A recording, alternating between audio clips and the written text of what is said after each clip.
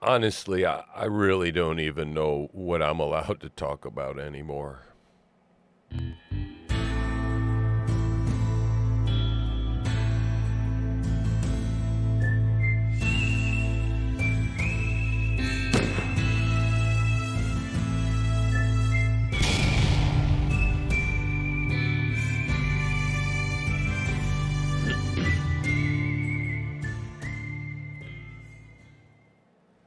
Yeah, it's your favorite TruthSlinger coming at you one more time. Very discouraged today, though.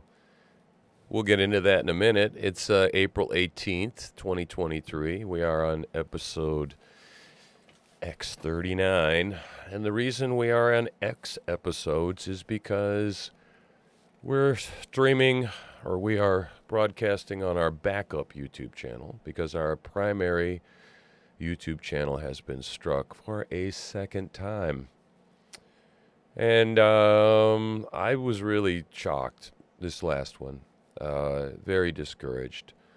Uh, feel like I've been kicked while I was down. I was up for about an hour and a half. Right. I got a 7 day suspension, and that 7 days was up, and I was excited, and we had just passed 300 subscribers, breathing new life into the channel. And then I went to go log into my channel again because I had navigated away. And I came back to find a strike. And I thought maybe this is the old strike. And it wasn't. It was strike two.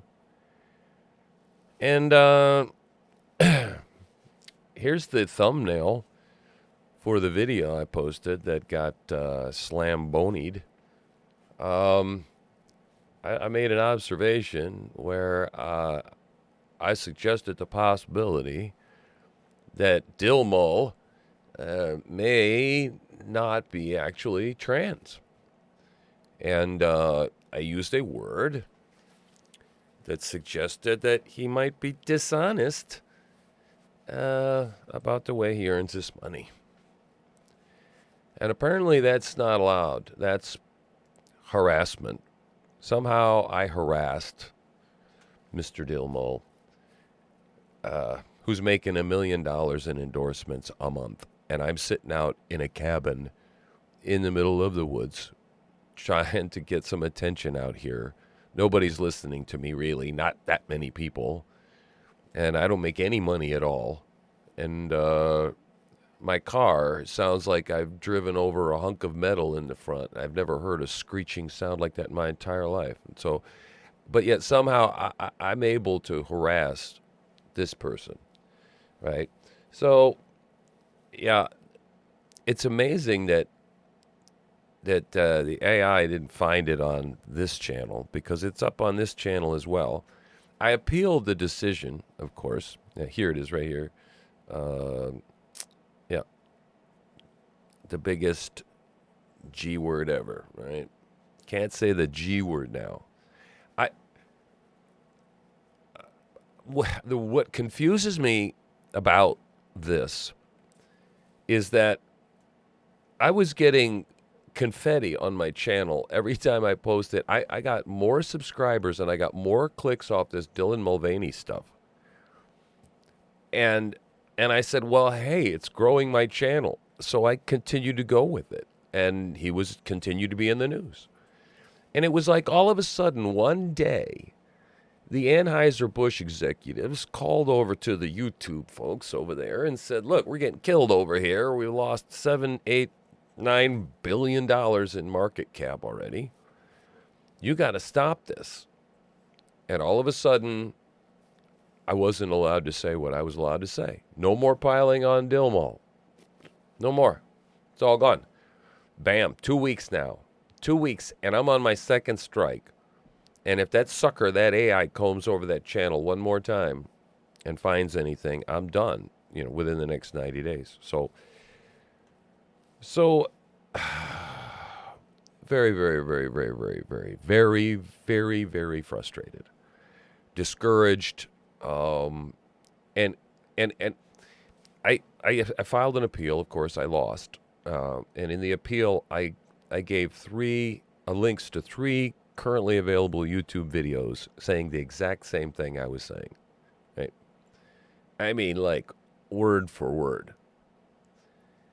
And you know, my wife said, "Well, perhaps, like, what is it? Let's think about what it is that got the strike." And you know, perhaps I should have asked the question rather than just made a statement, right? Uh, is Dylan Mulvaney a grifter? Somehow, I got a feeling that if we're having to split hairs that finely in order to be able to say anything at all, then I would argue we can't really say anything at all. It's totally arbitrary and capricious, the nature of this. And for me, that freaks me out because I'm a kind of guy who likes to know what the rules are. And so, you know, hey, and I break rules sometimes, and I sometimes intentionally walk the edge. That's what this show is about. That's what makes people want to watch, right? Is edgy content, stuff that is, I mean, here. And I don't do it just for the sake of being edgy. I'm participating in the culture wars. I've lost 2 children to the culture wars, right? This is personal for me. And this, and all of this trans stuff is in a larger picture, I believe, the final attack upon Christianity. It's just coming through that particular channel and direction, and so it's quite overwhelming because I don't know what I'm allowed to talk about anymore. I'm going to talk about another subject here because I don't want Dilmul to take up any more space in my head or my life right now. I'm just sick to death of him. But he's caused me to have to work off this backup channel, right? So I need you to help me, like, subscribe, share this, please. Really, get people to come and subscribe to my videos, and then just put them on in the background and turn the volume down and just run them. Give me airtime. Help me defeat this YouTube thing. Help me to figure out a way to survive on this platform so that I can get my book published and advertised, and I can get some merchandise sold, and just maybe, I might be able to be blessed with a little bit of a living off of this so that I can survive out here and continue to do this for you. So, of course, any support that you might want to lend us is greatly appreciated. Of course, always goes without saying. So, here I am out in outer darkness, and yesterday I went through great weeping and gnashing of teeth, literally. I think I had a depressive episode yesterday that I don't know that I've been that upset, depressed, just confused and directionless in my entire life. I have been doing everything, giving this thing 100% for over 3 months now.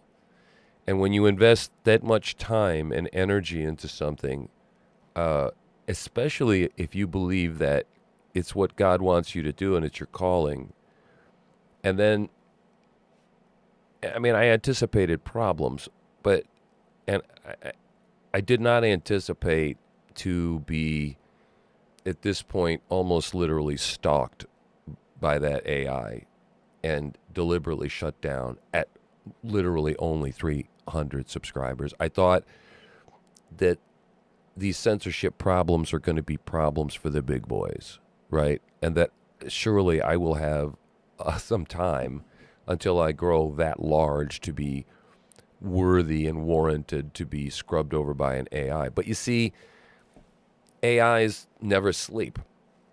They never tire, and they'll find you. They'll find you. As a matter of fact, if I want my channel to survive, I probably should just get rid of this other Dilmul video that I've got residing on my backup channel. So this is not the only channel I have. I've got two other channels. I've got a homesteading channel and a Patriot Warrior channel. And I'm just going to have to give them all attention, and I'm going to have to grow this thing a little more organically. And a couple of these channels, I'm just going to have to stay away from certain subjects. But my first calling is to engage in the culture wars and to inform and to motivate people to action, because we're losing our country, folks. We're losing it fast. And this is the kind of stuff that keeps me up at night. This is the kind of stuff that fills my prayer life and my thoughts and my meditations and my contemplations. And I love it, okay? And I can't give it up. And it's just something that I'm going to pursue, and it's going to be a labor of love. And I'm going to just have to go out there and figure out how to earn a living in other ways if it doesn't pay, so that I can support this work, because I think that this is important. This is my ministry. This is my pulpit. This is where I think I can make a difference. This is where I think that I can inform someone and wake someone up. And maybe even motivate somebody that's much more important than I, that has more resources than I, to do things that I'm not capable of doing, because I gave them the idea, or I gave them the thought, or I gave them the impetus, and stirred them to some sort of action. And that's what I'm trying to do. So I'm going to keep riding the edge, and I'm going to keep doing this. And so we're going to talk about this, and I'm just going to have to probably heavily blur and edit this out. And you're going to have to go and seek the video for yourself. And I'm going to have to be very careful again to talk in code, because I have found now on a couple of occasions that you can apparently say things on Twitter that you're not allowed to say on the YouTube, right? And I guess in my head, it was something that there was no distinguishing to me, really, before I started playing all these games. I kind of had the impression that free speech was free speech, and that if you were able to say something over here, you should be able to say it over there. And why can't we not say things that are just things that are... I mean, if somebody takes a video of something out in public and it's awful, but it's not calling anybody to do anything illegal, then we shouldn't be taking it down. And, but yes, of course, they're private companies and they have their standards, and it's a very confusing subject, because when you're dealing with speech and you're dealing with business, those two things together, and I mean, I don't know what the solution is. Are we supposed to have a government-run Twitter? I mean, how's that going to go? The government's all up in Twitter to begin with, we found out, which, once Elon took it over. So it's not like, the government is going to come along and solve it. And National Public Radio is definitely not an unbiased news source. They're government-funded state media. So I don't know what the solution is to the problem, except to learn how to talk, I guess, more in sarcasm and satirically, such as when discussing the election, to say that Joe Biden is absolutely, totally the most legitimate president that was ever elected, like ever by far. Totally. And the election in 2020 was totally legitimate. There was zero evidence of any fraud anywhere. Billions of courts looked at it and said, there is no fraud, right? So that is settled, right?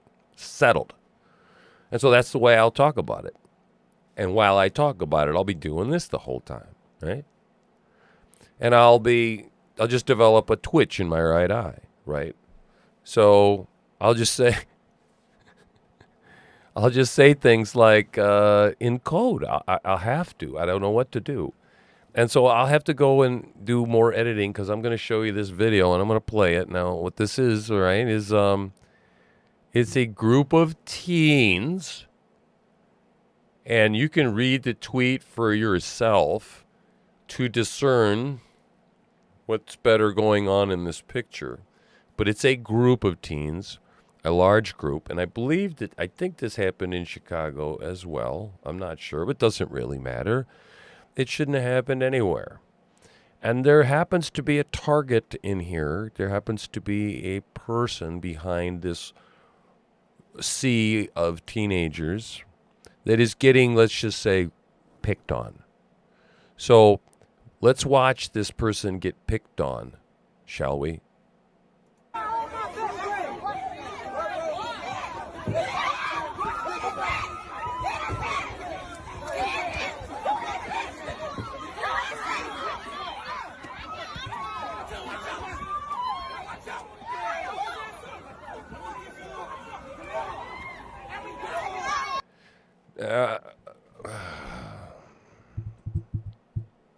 There, we'll just leave it there. That seems like an apropos place to park for a minute. I don't know what I'm allowed. I don't know whether I'm allowed to show that. I do know that when I posted a few videos and I hashtagged them Chicago and I showed the violence that went on Friday night, okay, it went nuts. I got like 3,000-4,000. For me, that's huge. I got like 3,000 views in an hour. Got like 10, 12 subscribers, right? I don't know whether I can post that because I've had my first strike. First, they put up something that said that what you put up is age inappropriate. Okay, you have to be 18 to look at it. And I thought, well, that's fine, that's reasonable. It is violent. It was a group of teens beating up a girl in a mall, and it was similar to the situation that we just watched as far as the colors involved of the people. And about a month and a half later, they came by and they struck me, right, for posting that because it went against the community guidelines for, I guess, I don't know, violence or whatever. And so I tried to appeal it, of course, and I said, hey, I'm trying to highlight, I'm not advocating this violence. I'm trying to highlight this violence, and I'm trying to talk about what do we do about this violence, right? No, it goes against the narrative. You see,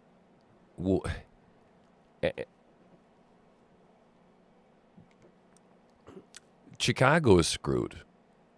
Okay, Chicago's got a new mayor. I don't even know the guy's name. I don't care. He's worse than the last mayor. Believe it or not, that person. See, I can't do ad hominem. I can't say really what I want to say, okay? I mean, I don't know because, I mean, at any moment I could be guilty of bullying and harassing someone. How the hell do I talk about anyone and tell the truth without it being interpreted as bullying or harassing? How do I call someone a liar when they lie? How do I do that? How do I call certain people murderers? Because they are. Because they killed millions and millions of people, right? And they have initials like AF, right? How do I do these things? Maybe like I'm doing it right now, right? Trying to be as clever as possible. I don't know. But I'm just scared to death to post these videos because we're not supposed to pay attention to the fact that the Democrat policies are completely failed, right? They're a total disaster.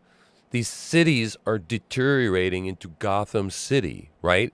When you take away repercussions and you take away punishment, you take away any sort of negative consequences, then evil will become more and more bold. It's just as simple as that. It the idea that we are over incarcerating folks and so we just reverse them and we let them out and then they'll become less angry and they'll commit less crime is stupid. It's ridiculous, and you can see what the results are. When a group of teens in the inner city teens, let's call them inner city teens, that's what they are, feel it bold enough that on a Friday night, I've been to Chicago, okay? I've gone to conventions and stuff in Chicago, walked around on the Chicago city streets. I wouldn't be caught dead, for pardon the pun, in Chicago right now. Hell no.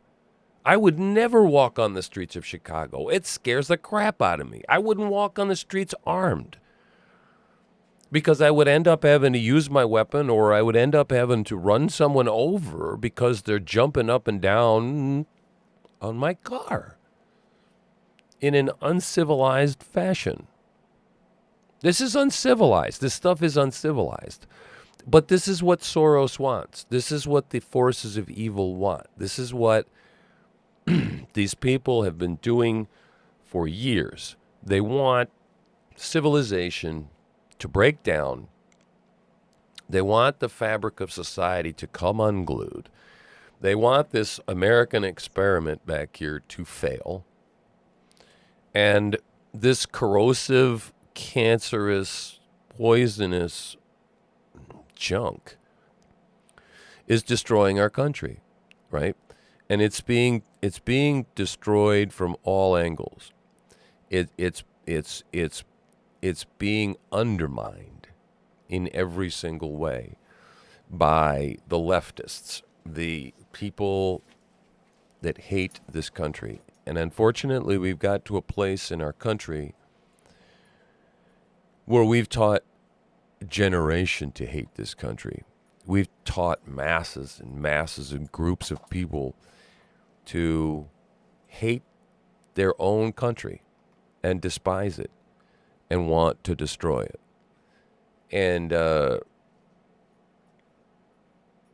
we're in trouble. We're in trouble. We need a revival. We need something epic to happen. Each day that I look at this, I realize that this war is more vast than I ever thought, and the deterioration of what's going on is worse than I thought and more rapid than I thought. And trying to do this for a living anyway, because it ain't making a living at all. But trying to do this for a living is very taxing, because as I aggregate the news for you and I go through and digest this stuff and internalize it, I realize that it sometimes creates a lot of damage along the way. Not everybody's built like me, and I've spent my whole life realizing that not everyone's built like me. But I think that I've gotten to a place where we really are, I think, past a point of us humans being able to kind of fix this thing. And I tell you, I think that the American experiment has failed. It has. And it went off the rails 50, 60, 70 years ago at least. If not more. I think with the advent of progressivism and leftism has done nothing, I don't think, that has been good for our country. It's destroyed everything that we know. It became most obvious. I think the acceleration really went downhill in the 60s. I think finally when they took the prayer out of the schools and they took God out of everything and they really just attacked the whole God thing outright. And now I think that the attack is merely in its final throes. And that we are on the edge of seeing Christ come back. And that's a really good thing, because I'm getting tired. And I don't know. I'm having to do a lot of reorientation of my thought life and my world view as I confront this heavy censorship of what's going on, and try and figure out how it is that when God motivates me to do things in my life, sometimes I get confused because I see them flesh out a certain way. And it's very clear that God wants me to be doing this, but it also may be very clear that it never really grows all that big, too, and that it's only designed to reach a few people, and that through those few people, perhaps God's plan, much larger plan, might be accomplished. I don't know. I do know that I'm supposed to keep doing it, and I'm supposed to keep asking for your support, and I'm supposed to keep just keep on keeping on. And I guess take this project and put it a little bit more into perspective as a part of my life rather than an entire focus of my life. Because I can find that building this channel and building my social media presence can become an idol in and of itself. And I don't want to have any other idols before God. So let's just leave you with that thought for the day. And again, I really hope you like and subscribe and support us. And just keep following, and come back tomorrow. I'm TruthSlinger. I'm out of here.